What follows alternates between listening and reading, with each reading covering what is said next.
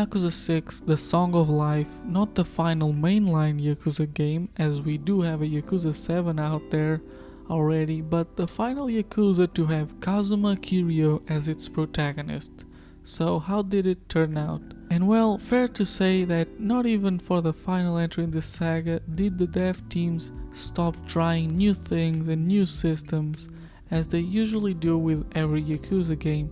This is very surprisingly RPG-like, which is funny considering the direction of the newest Yakuza 7. Yakuza 6 then, now being a lot more stat-driven, able to individually level up things like attack, defense, health and other basic stats, that being one of the 4 main categories, then another category for more traditional moves, another one focused on heat actions, and another just called other skills that has more miscellaneous stuff like being able to eat more at restaurants or gain more of a certain type of XP, which leads me to talk about how there is no leveling up. Instead, you gradually gain 5 different types of experience points that you can spend along the way on certain upgrades, as they will take a certain amount of one or more of these different types of XP points. This may sound a lot more complicated than it actually is in practice. For example, leveling up your attack consumes red strength XP, while combat abilities will usually have a bigger requirement of the green technique XP, mixed in with other types depending on what the move is. Then the more powerful and desirable upgrades like overall attack speed or raising your hit level orbs because it's not a bar here, that stuff will take large amounts of XP from all categories. Now, moving on to the actual gameplay of Yakuza 6, feeling different yet familiar. In a lot of ways it's simpler, it still has that beat 'em up feel to it, but there's always that feeling of being stat bound.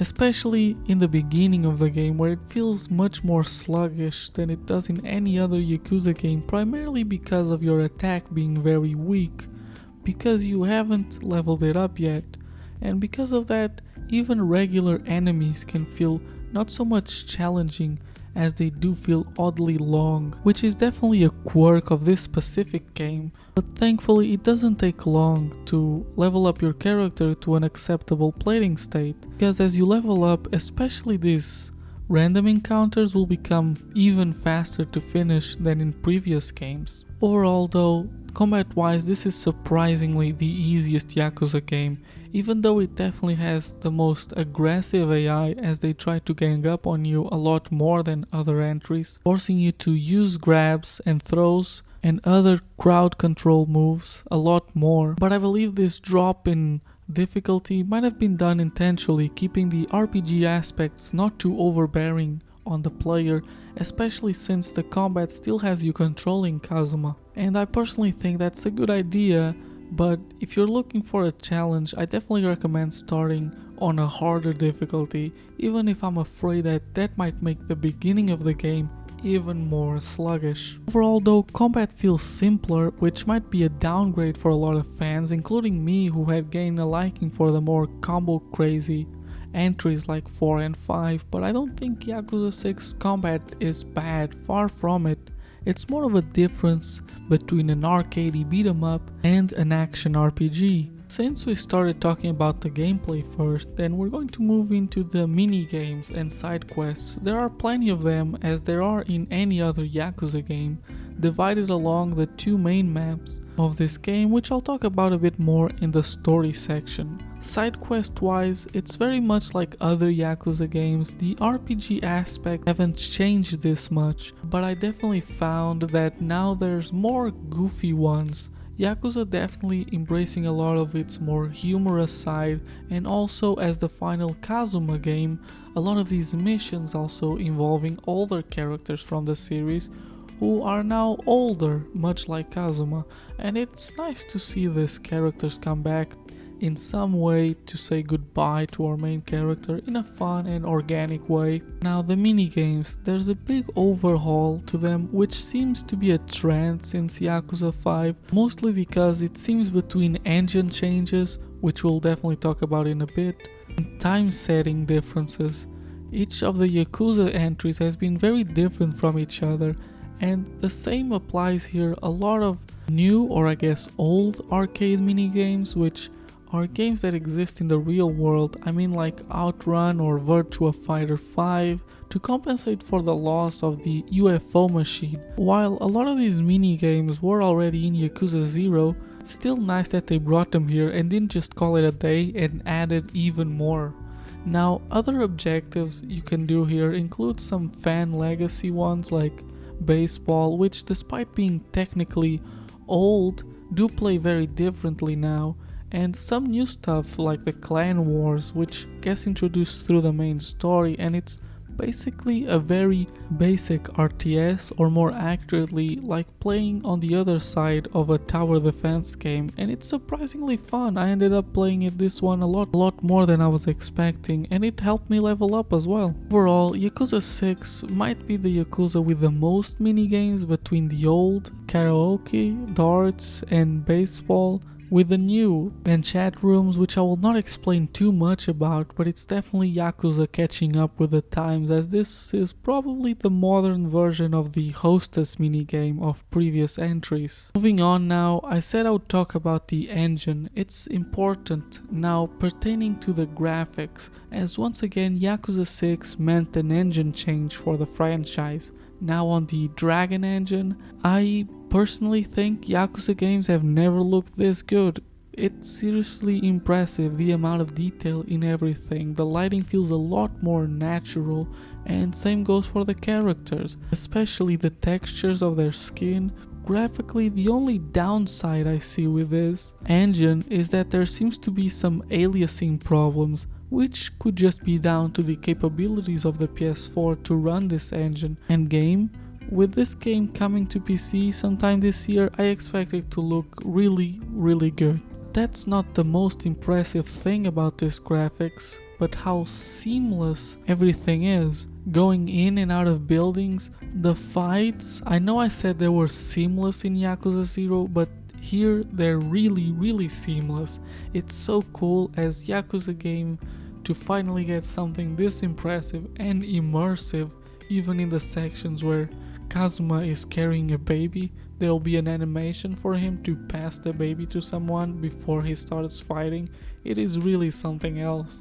A fully living and immersive world, and I'm a big fan of it. But before I come back to what I just said about a baby, let me just finish this more technical side with the soundtrack, which is good. There's not much to say about it.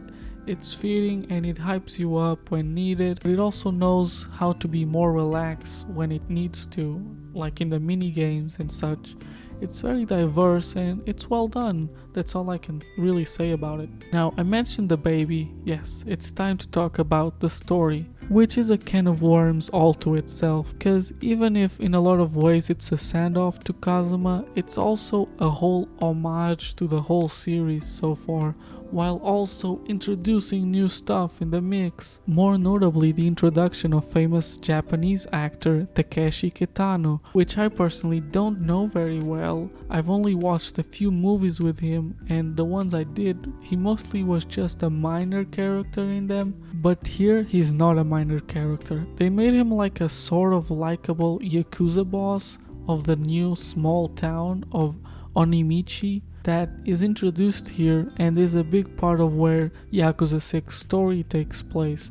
And without spoiling, he turns out to be a big part of the plot. Basically, Yakuza 6 starts by tying the loose ends of Yakuza 5 to start the plot of this game, and what happens is Kazuma goes to jail for spoiler reasons from Yakuza 5, and Haruka has a kid, but for some reason people want to kidnap / kill this new baby, and in the process this ends up putting Haruka in the hospital in critical condition, leading to Kazuma having to take care of this baby once he leaves jail, while also trying to figure out who the dad is so he can take care of the baby.